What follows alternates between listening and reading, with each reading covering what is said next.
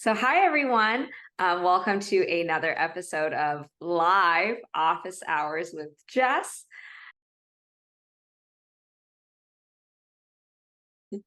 So, I know you reached out to me to schedule this meeting because I know you are in the process of starting to reach out to professors and you had some questions about that step in the application process. So, yeah, where are you at? Like, what can I help you with?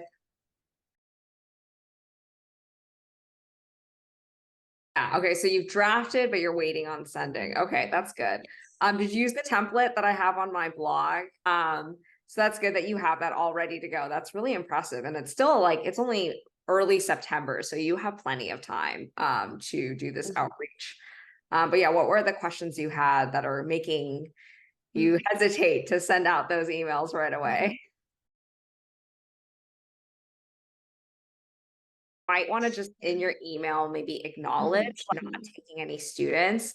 However, I'd still love to connect with you because of our strong kind of aligned research interests. And two, like, do you have any colleagues that are looking for graduate students? That might be something you can kind of put in the email and know that that might not still yield a very good response, but it's kind of like better than nothing. Then you won't regret having not said anything at all. So sometimes there's this a lot of pressure put on, okay, like the fit, like there has to be the perfect research match when you choose your PhD program and advisor, etc. But I really do want to say that like it's not always going to be the like lock and key or like the last puzzle piece fitting in terms of the research match. Like it's okay if like you don't do exactly the same kind of work as your advisor.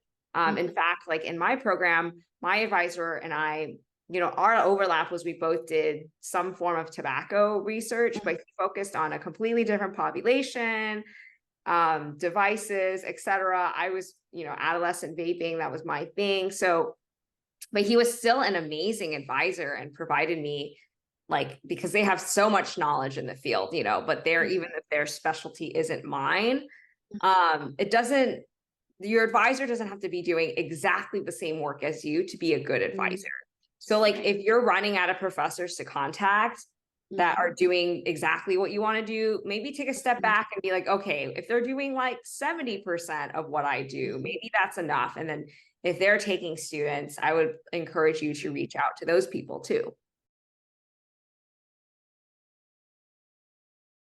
So once you're done with drafting your personal statement, reach back out to me and I'll send you mine. And I can kind of show you what I did, but my personal statement was the exact same for every school that I applied to, except for the one paragraph, which wasn't even that long, honestly, of just me saying, another reason why this school is a great fit for me is I actually spoke with Professor X, Y, and Z. In general, their research is on this topic, which matches my interest. And then they have already read my whole personal statement, so they know I would be excited to work with these professors and be trained by these great people in the field. Like it doesn't need to be that specific. That paragraph is more just to showcase like that you did contact someone and have a connection with them. That paragraph can be fairly short because your personal statement, you want to talk about you, like not the professor. Like don't stress too much about making that paragraph like super detailed and ornate. I would just kind of list, this is who I spoke to. We had a great conversation. I would love to do research with them on this topic and be mentored by them, which is why I want to come to your school.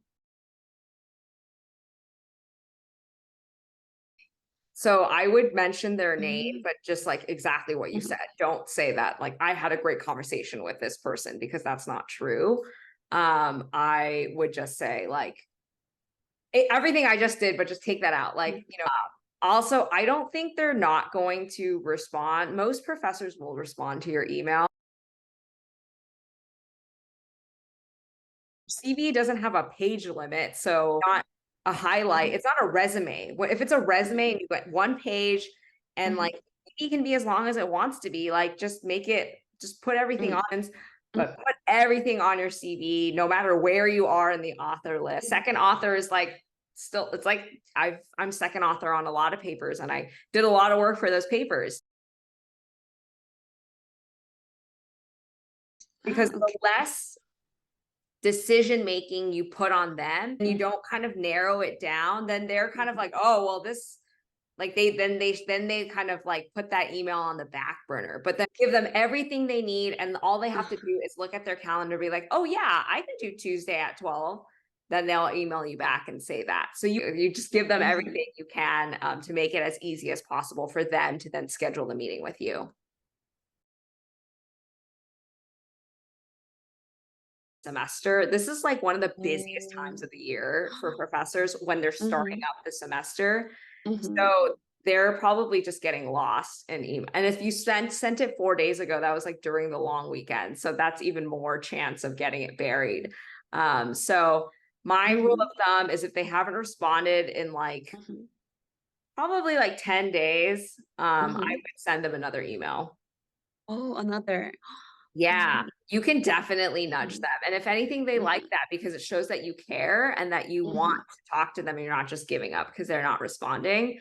Mhm. So definitely send a follow-up email in Okay. about like 10-ish days if you don't hear back. I think I started in late Mhm. September because that's just when I Mhm. was Mhm. ready. Mhm. No like magical time. There are gonna be some professors who are very free, some who aren't. Mhm. You'll Mhm. just see. It's always a numbers game. You never know what's going on the other person's side, and you can only do your best. And when I was Mhm. doing this too, I was like, I don't know what's gonna happen. And then Yeah. I Mhm. remember like I sent out maybe like my first batch of emails, and then like Mhm. within a few days, I was like drowning in phone calls. Huh? I didn't like. I think you would be surprised. I mean, I was saying this to someone the other day. Like these Mhm. people, they're professors because they love work. Well, I would hope it's because they love working with students and they love mentoring Mhm. students. That's a big driver for a lot of people to go into academia. So when Mhm. they get these kinds of emails from like, you know, really motivated, prospective students, that excites them and they want to talk to these students Mhm. because that's why they do what they do. Yeah. So like Mhm. just know that your audience for these cold emails is not that Mhm. cold. Like these are warm Mhm. emails, even if you've never talked to them before, to be anxious because you care Mhm. about something and it's important to you and that's why. So just know that you have Yeah. an amazing background. You come with great experiences. All of these professors are going to be more than lucky. I'm not kidding. Like, just based on the Mhm. interactions we've had, I know, it's like these professors are going to be Mhm. lucky to work with you. And I think it's just the challenge of like, okay, how do we reach out, nail, like Mhm. getting the logistics out of the way and then having that Mhm. conversation. And again, Mhm. all of this is like these aren't official interviews. This is nothing. Like this is all Yes. just sort of like Mhm. testing the waters, seeing how things go. Mhm. Even if you get a rejection email from a professor or Mhm. you have a phone call and it goes really poorly, like that doesn't matter because right now you haven't actually applied yet. Like this is just all the pre-work to Mhm. figure out what programs you want to apply to and will be a Mhm. good fit. So you have nothing to lose. So just, aim high, do your best, and that's already what you're doing. And you will be getting phone calls, don't worry.